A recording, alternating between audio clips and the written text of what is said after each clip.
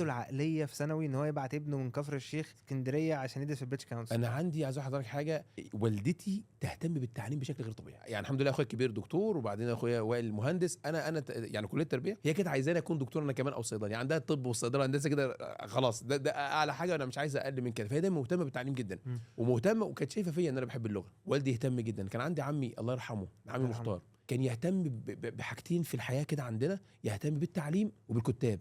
كتاب القريه بقى كان يقول لك ايه، حفظت النهارده؟ هو يسالك سؤال وخلاص، هو مش لازم يتابع، بس كان يسالك حفظت النهارده. وانا بنصح كل الشباب لو بتقرا، بتوع الانجليزي بالذات، يعني مدرسين انجليزي، لو بتقرا قران صح، بتقرا التجويد صح، اطمن اللغه عندك في الانجليزي هتبقى صح. يعني انت مثلا في القران تقعد تلاقي ايه، الثاء نفسها، الثاء اللي احنا ثانك يو وذيس از وبتاع، بنقولها كده. لما تقرا قران وتقرا الثاء صح، انا اعطيناك الكوثر، مش الكوثر، هتعرف تنطق انجليزي صح، مش هتستغرب الانجليزي، خد بالك، هتنطق صح. عشان كده ده اثر فيا في تكويني.